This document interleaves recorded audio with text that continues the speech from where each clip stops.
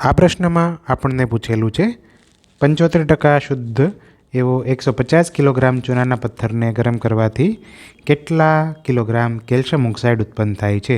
નજીકના પૂર્ણાંકમાં આન્સર આપવાનો છે.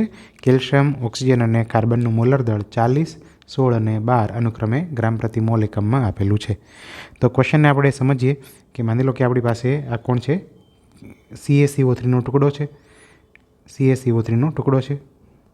CaCO3નો ટુકડો છે, એમાં નમૂનો હતો, એમાંથી આ 25%, બરાબર, 25% કોણ છે, અશુદ્ધિઓ છે. તો અશુદ્ધિઓ કદી કેલ્શિયમ ઓક્સાઇડ ઉત્પન્ન કરી શકવાની નથી, પણ જે આ શુદ્ધ પદાર્થ છે, શુદ્ધ દળ છે, એ જ છે એ CaO કેલ્શિયમ ઓક્સાઇડ છે ઉત્પન્ન કરી શકશે. તો આપણે કેલ્ક્યુલેશન છે એ 150 કિલોગ્રામમાંથી ના કરી શકીએ. 150 કિલોગ્રામમાંથી માત્ર 75% જ શુદ્ધ છે. તો આપણે જે ગણતરી છે એ 150ના 75%થી જ થશે. તો આપણે પહેલાં તો શોધીએ કે નમૂનામાં શુદ્ધ CaCO3 કેટલો છે. તો શુદ્ધતાની ટકાવારી છે એ તમે બે રીતે કરી શકો. લાઈક શુદ્ધતાની ટકાવારી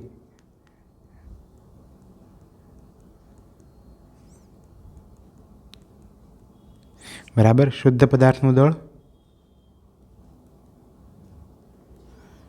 છેદમાં કુલ દળ, જેમાં શુદ્ધ અને અશુદ્ધ બંને આવી જાય, કુલ દળ ગુણ્યા 100. શુદ્ધતાની ટકાવારી આપણને આપી છે 75%, બરાબર શુદ્ધ પદાર્થનું દળ જે આપણે શોધવાનું છે. શુદ્ધ પદાર્થ અહીંયા કોણ છે, CaCO3નું દળ છેદમાં 150 ગુણ્યા 100. ઓકે, હવે આપણે આને સિમ્પ્લિફાય કરવું તો કરી શકીએ. આ 2થી અને 3થી 50થી આ રીતે કટ થઈ જશે.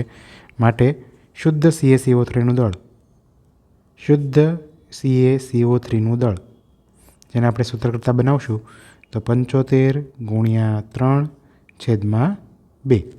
75 ગુણ્યા 3 છેદમાં 2, બરાબર. તો આપણને પાસે 225 ભાગ્યા 2 એટલે કે 112.5 કિલોગ્રામ જે શુદ્ધ પદાર્થનું દળ છે એવું કહી શકાય.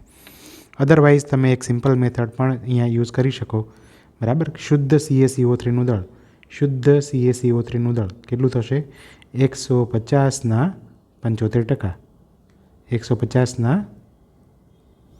75%. તો 150 ગુણ્યા 75 ભાગ્યા 100. આનાથી પણ સેમ આન્સર આવવાનો છે, બરાબર. તો આ 25થી કટ કરો તો 3 અને 4, સેમ આન્સર આવશે 112.5 કિલોગ્રામ. 112.5 કિલોગ્રામ. ઓકે, તો શુદ્ધ પદાર્થનું દળ કેટલું છે, 112.5 કિલોગ્રામ. અને હવે આપણે શું લખશું ઇક્વેશન, ચૂનાના પથ્થરને ગરમ કરવાથી CaCO3 અને ગરમ કરવાથી આપણને શું મળશે, calcium oxide, that is CaO plus CO2, બરાબર. તત્વોગમિતિ ગુણાંકો 1, 1 અને 1 છે. અને આપણે પાસે જે ઇન્ફોર્મેશન છે અહીંયા મૂકશું. CaCO3નું દળ જે ઉપર આપણે શોધ્યું એ કેટલું છે, 112.5 કિલોગ્રામ.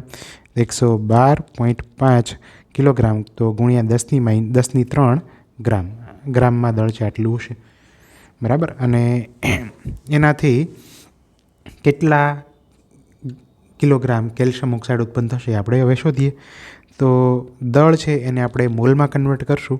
તો મોલ કેટલા થશે, મોલ થાય દળ 112.5 ગુણ્યા 10⁻³ આ દળ, આપેલ દળ ભાગ્યા મોલર દળ. CaCO3નું મોલર દળ કેટલું હોય, 100. તો મોલ મળે છે આપણને 112.5 ગુણ્યા આ છે 10⁻³ આ 10⁻², તો 10 બાકી રહેશે ખાલી, ગુણ્યા 10 એટલે કે 1125 મોલ. હવે સિમ્પલ વસ્તુ છે કે CaCO3નો 1 મોલ હોય તો CaOનો પણ 1 મોલ ઉત્પન્ન થાય, બરાબર. આ રીતે 1125 મોલ CaCO3થી 1125 મોલ CaO ઉત્પન્ન થશે. તો CaOના મોલ કેટલા આવશે, 1125 મોલ. 1125 મોલ CaO ઉત્પન્ન થયો. આપણને દળ પૂછ્યું છે કિલોગ્રામમાં. તો હવે આપણી પાસે મોલ છે, તો મોલ બરાબર દળ ભાગ્યા મોલર દળ પરથી આપણે સ્મોલ m દળને સૂત્ર કરતાં બનાવીએ તો મોલ ગુણ્યા મોલર દળ આવશે. મોલ 1125 અને મોલર દળ, કોની મોલર દળ આવશે હવે? CaOનું, જે આવશે 40 વત્તા 16 એટલે કે 56 ગુણ્યા 56. આટલા ગ્રામ મળી જશે. અને આપણે કિલોગ્રામમાં પૂછેલું છે તો 1125 ગુણ્યા 56 ભાગ્યા 1000 કરશું તો કિલોગ્રામમાં મળી જશે. તો આ વસ્તુ આપણને કિલોગ્રામમાં મળશે અને જેનો આન્સર આવે છે 63 કિલોગ્રામ. બરાબર, જે આપણો ફાઇનલ આન્સર છે. Thank you.